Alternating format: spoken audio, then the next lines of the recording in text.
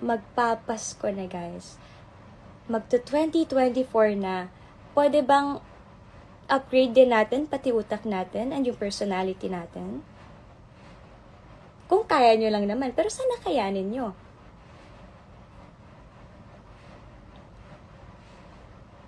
And of course, hindi niya ako sinugod sa dressing room, but tinawagan niya ako and she was mad, she was aggressive. And then hanggang sa yun, parang the next few days biglang ang gulo na, ang dami ng sinasabi sa akin ng mga tao. actually ang dami nga eh. Ang dami ko pang gustong sabihin. Pero ito ang gusto kong linawin lang sa inyo talaga. Wala akong inagaw. And stop the hate. Kung ano man yung naging problema ni Blythe at ni Seth noon, sa kanila yon. Labas ako doon. At kung ano mang problema nila ngayon, labas ako doon. Huwag nyo na akong idamay. Huwag nyo nang i-drag yung name ko because labas ako sa problema na meron sila ngayon at yung problema nila noon. Okay? Wala po akong inagaw. Huwag nyo dinadamay yung family ko. Stop the hate and let's spread love. Okay? Thank you guys. And sana masarap ang inyong Noche Buena. At maging masaya kayo sa araw ng Pasko. Good night. Magpapasko na guys. Magto 2024 na.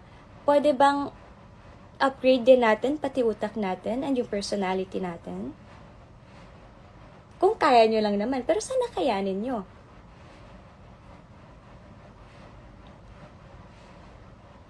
And of course,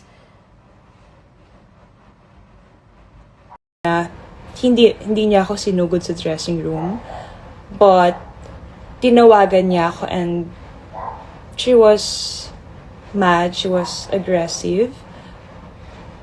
And then hanggang sa yun, parang the next few days biglang ang gulo na, ang dami ng sinasabi sa akin ng mga tao. actually ang dami nga eh. Ang dami ko pang gustong sabihin. Pero ito ang gusto kong linawin lang sa inyo talaga. Wala akong inagaw. And stop the hate. Kung ano man yung naging problema ni Blythe at ni Seth noon, sa kanila yon. Labas ako doon. At kung ano mang problema nila ngayon, labas ako doon. Huwag nyo na akong idamay. Huwag nyo nang i-drag yung name ko because labas ako sa problema na meron sila ngayon at yung problema nila noon. Okay? Wala po akong inagaw. Huwag nyo dinadamay yung family ko. Stop the hate and let's spread love. Okay? Thank you guys. And sana masarap ang inyong Noche Buena. At maging masaya kayo sa araw ng Pasko. Good night.